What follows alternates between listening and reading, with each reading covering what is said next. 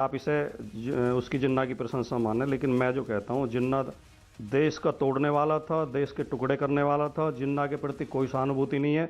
और जफर इस्लाम को अपनी समझ विकसित कर लेनी चाहिए। इस देश में घूम के मुसलमानों की राय जाननी चाहिए। इस भारत के किसी मुसलमान को जिन्ना से सहानुभूति नहीं है। और कोई जिन्ना की तारीफ करके अगर सरकार में आता, सरकारें बनती, तो आडवाणी जी के टाइम में भाजपा को जीत जाना चाहिए था, जो आडवाणी जी जिन्ना की मजार पे फूल चढ़ा के आए थे। और जिस श्यामा प्रसाद मुखर्जी को ये अपना आदर्श मानते हैं, उन्होंने जिन्ना के साथ रह के सरकार बनाई थी। हम तो उस समय भी देश की एकता के लिए लड़ रहे थे, आज भी देश की एकता के लिए लड़ रहे हैं। लेकिन ये क्योंकि डीजल पे कोई सवाल ना पूछे, रसोई गैस पे कोई सवाल ना पूछे, महंगाई पे ना पूछे, बेरोजगारी पे ना पूछे, इसलिए जिन्ना और टीपू सुल्तान और बाबर और पाकिस्तान को लेकर आते हैं बार बार। ये चाहते हैं चुनाव इसी पे हो जाए, लेकिन चुनाव इस पे हम नहीं होने देंगे। समाजवादी पार्टी मुद्दों के ऊपर चुनाव को लेकर आएगी और आपसे लगातार सवाल पूछे जाएंगे। दाल की कीमतें क्यों बढ़ रही हैं, तेल की कीमतें क्यों बढ़ रही हैं, देश में भुखमरी क्यों बढ़ रही है, बेरोजगारी क्यों बढ़ रही है, भ्रष्टाचार क्यों बढ़ रहा है, उत्तर प्रदेश महिलाओं के प्रति अपराध में नंबर 1 पे कैसे पहुंच गया, जो एनसीआरबी की रिपोर्ट कहती है। उत्तर प्रदेश में बेटियां सुरक्षित क्यों नहीं है, रेप और हत्या के बाद जबरन उनकी डेड बॉडी क्यों जला दी जाती है, बहुत वाजिब सवाल पुलिस पंचायत चुनाव में हस्तक्षेप क्यों करती है। सारे वाजिब ये सवाल पूछे जाएंगे, बिल्कुल पूछे जाने चाहिए। बहुत वाजिब सवाल है, इसलिए पूरा भाषण दिखाया गया अखिलेश जी का। लेकिन उन्होंने जिन्ना कहां से आ गया, और इस बार बीजेपी नहीं लाई, इस बार आप लेकर आए। हमेशा आरोप लगता है बीजेपी चुनाव में पाकिस्तान तालिबान की एंट्री कराती है, इस बार अखिलेश यादव ने जिन्ना की एंट्री कराई। वो आप मान रहे हैं इस चीज को। हाँ, उन्होंने सिलेंडर की भी बात करी, उन्होंने लखीमपुर की भी बात करी, उन्होंने सारा, मैंने भाषण सुना, पूरा भाषण हम लोगों ने लाइव काटा, सबने सुना। लेकिन जिन्ना की एंट्री अखिलेश यादव ने कराई, क्यों कराई? जिन्ना ने संघर्ष उनको करना पड़ा, वो पीछे नहीं हटे जी, और जिन्ना ने आजादी दिलाई। अच्छा हाँ, बोल लीजिए सर, पूरा आप ही बोलिए, बिल्कुल बोलिए भाटी जी, आप बोलिए। 5 सेकंड। हाँ जी, हाँ जी, हाँ जी। अगर कोई ये कहे कि नरेंद्र मोदी और खचेड़ू राम एक साथ चाय बेचते थे ट्रेन में और खचेड़ू राम बाद में डकैत हो गया, तो क्या इसे मोदी से तुलना मानी जाएगी खचेड़ू राम की? खचेड़ू राम ने आजादी की लड़ाई लड़ी, पढ़ के आए थे। कहां से, किसने बोला ये सब? आपने बोला? ये आप चलिए, छोड़िए, आप देखिए क्या अखिलेश यादव ने बोला कि नहीं मेरी नजर में जिन्ना डकैत है, जिन्ना गद्दार है, जिन्ना शैतान है, जिन्ना हैवान है? नहीं बोला ना सर, मैसेज गलत चला जाएगा। मैं अखिलेश यादव जी का प्रवक्ता हूं, मैं अखिलेश यादव जी की पार्टी का अधिकृत प्रवक्ता हूं। जो मैं तो ऐसा करते हैं, मैं आगे बढ़ूंगा, आप मेरे साथ बोलिए, आप मेरे साथ बोलिए, जिन्ना गद्दार, जिन्ना डबल गद्दार, जिन्ना शैतान, ये बहुत अच्छा लग रहा है मेरे को आज। जिन्ना शैतान, हाँ, जिन्ना हैवान, बोलिए ना एक एक करके, अच्छा लगा।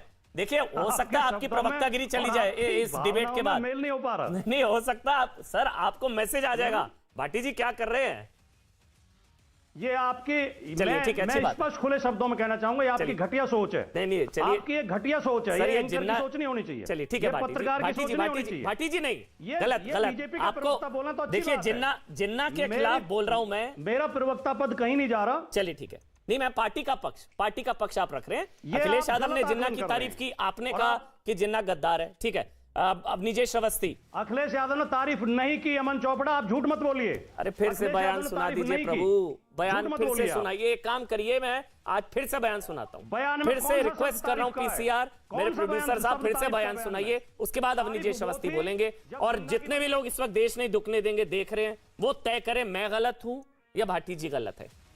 आप ट्वीट करिए, मैं आपकी राय को अभी शामिल करूंगा प्रोग्राम में। गलत हैं आप? अच्छा, मैं गलत हूं, ठीक है, झुके हुए हैं पूरी तरह। चलिए बयान सुनते हैं भाटी जी। जी भाटी जी, सुना दीजिए। बिल्कुल झुके हुए हैं आप। जी जी जी जी, हाँ। मैं सरदार पटेल जी,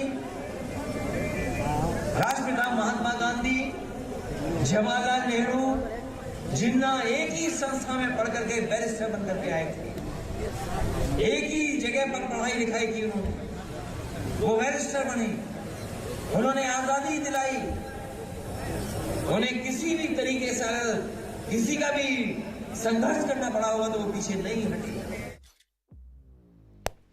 अवस्थी जी आप ही बोल लीजिए। वो भाटी जी को लग रहा है कि मैं गलत इंटरप्रेट कर रहा हूं, हो सकता है मैं गलत, उनको ऐसा लग रहा है। अब निजेश जी आपको क्या लग रहा है? हाँ, अमन मैं किसी के बीच में नहीं बोलता हूं, और इसलिए अपेक्षा ये करता हूं कि बीच में कोई नहीं बोलेगा।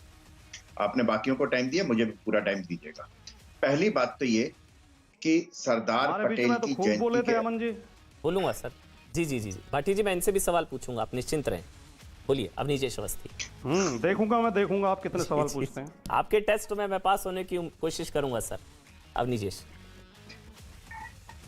अमन जी, सरदार पटेल की जयंती के अवसर पर सरदार पटेल और जिन्ना का नाम एक साथ लेना, दो शख्सियत हैं, एक जिसने पूरे भारतवर्ष को 566 रियासतों को एक साथ जोड़ करके भारत बनाया, और एक वो व्यक्ति जिसने अखंड भारत को तोड़ करके पाकिस्तान बनाया।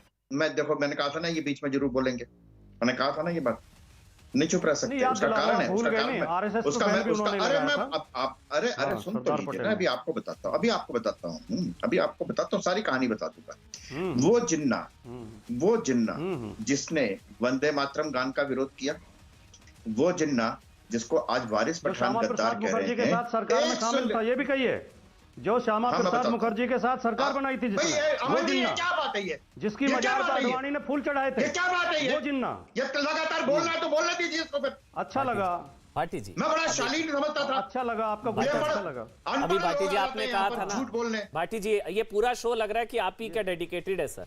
मैं भी चला जाता हूँ, आप ही कर लीजिए सर, जैसा आप कहें भाटी जी, आपका मन है, आप ही कर लीजिए। लेकिन इन्हें याद दिला रहा हूँ, ये भी तो कहते हैं। चलिए ठीक है, अब बीच में मत बोलिएगा, वारिस पठान भी वेट कर रहे हैं, सब एक एक करके बोलेंगे ना, अब नहीं बोलेगा कोई बीच में, सबको ऑडियो बंद, अब कोई नहीं बोलेगा। अवनीश अवस्थी।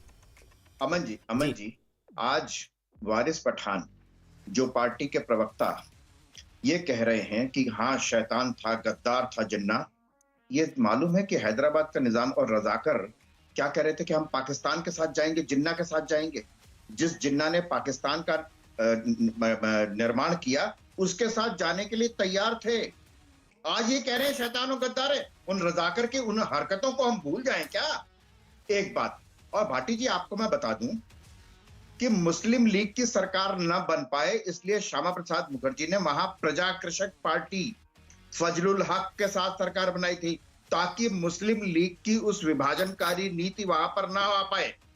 पढ़ लीजिए जाकर के, कुछ पढ़ लिख के आया करो, शामिल थे इतिहास को दोबारा पढ़िए, करो कुछ, अरे कुछ पढ़ लिख के आया करो, कुछ पढ़ लिख लो। पश्चिम बंगाल में और सिंध में मुस्लिम लीग की सरकार में शामिल थे, पढ़ लो, राम मनोहर लोहिया को पढ़ लो, और अगर उनको भी नहीं पढ़ना चाहते तो मैं बता देता हूं आपको। अमन जी, आपने सबको टाइम दिया, बोलिए मैं आपको 10 सेकंड और ले रहा हूं, बिल्कुल 20 सेकंड। मैं बाबा साहब भीमराव अंबेडकर, जिनकी आजकल फोटो लगाए पीछे घूमते हैं, उनका लिखा हुआ, उनके अपने शब्द में सुनाता हूं आपको।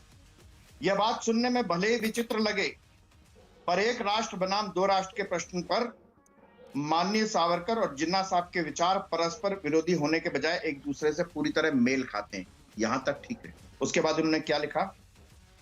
उनमें मतभेद केवल इस बात पर है कि इन दोनों राष्ट्रों को किन शर्तों पर एक दूसरे के साथ रहना चाहिए। जिन्ना कहते हैं कि हिंदुस्तान